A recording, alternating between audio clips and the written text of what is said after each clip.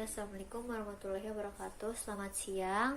Saya Azari Syadza Putri Zamni dengan NIM 2210302041 kelas 1B1 angkatan 2021 Ganjil.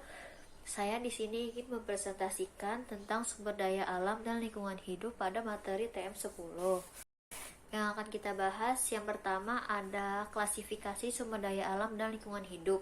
Yang kedua ada konsep pengelolaan sumber daya alam. Yang ketiga ada masalah kependudukan dan lingkungan hidup. Dan yang terakhir ada prinsip dan usaha pelestarian sumber daya alam dan lingkungan. Mari kita bahas yang pertama yaitu klasifikasinya.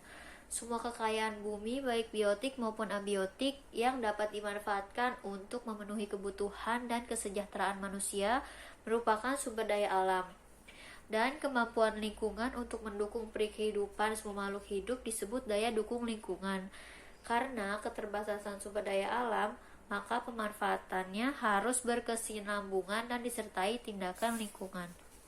Yang selanjutnya ada sumber daya alam berdasarkan sifatnya. Yang pertama ada sumber daya alam dapat diperbarui atau renewable. Yang kedua ada sumber daya alam tidak dapat diperbarui atau non-renewable.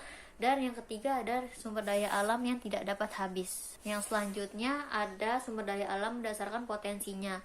Yang pertama ada sumber daya alam materi yang merupakan sumber daya alam yang dimanfaatkan bentuk fisiknya. Yang kedua ada sumber daya alam energi yang merupakan SDA yang dimanfaatkan sebagai sumber energi. Dan yang ketiga ada sumber daya yang merupakan ruang atau tempat hidup. Selanjutnya ada sumber daya alam berdasarkan jenisnya. Yang pertama ada sumber daya alam hayati atau biotik yang merupakan SDA yang berupa makhluk hidup. Dan yang kedua ada sumber daya alam non hayati atau abiotik yang merupakan sumber daya alam yang berupa benda-benda mati. Dan selanjutnya yang kedua kita akan membahas tentang konsep pengelolaan sumber daya alam. Ya, pengelolaan sumber daya alam adalah proses pengelolaan sumber daya alam yang memadukan antara sumber sektor dan sumber daya terkait lainnya, antar sektor, antar wilayah secara berkelanjutan tanpa harus mengorbankan lingkungan dan diselenggarakan dengan pendekatan yang partisipatif. Dan yang selanjutnya yang di ketiga ini kita akan membahas tentang masalah kependudukan dan lingkungan hidup. Yang pertama ada pendapat bahwa pertamanya pencemaran terhadap lingkungan ini hanyalah sedikit demi sedikit, sehingga tambahan berikutnya tidak berarti dan ternyata manusia tetap dapat hidup.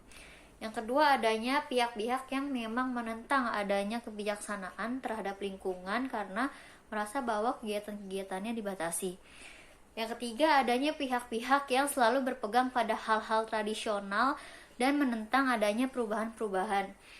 Dan yang terakhir keempat adanya pihak-pihak yang menolak penggunaan internal dari maksud-maksud pelindungan lingkungan yang menganggap hal tersebut sebagai hal yang amoral. Dan yang terakhir, yang keempat, kita akan membahas tentang prinsip dan usaha pelestarian sumber daya alam.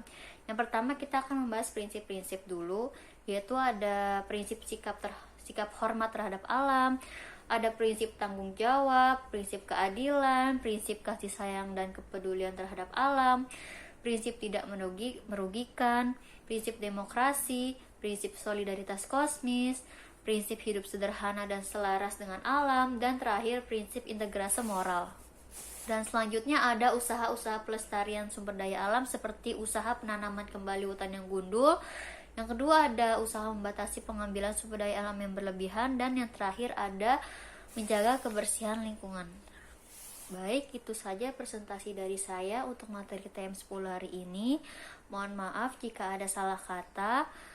Silakan Anda bisa pelajari lagi apa yang saya buat, PPT yang saya buat. Selebihnya mohon maaf. Terima kasih.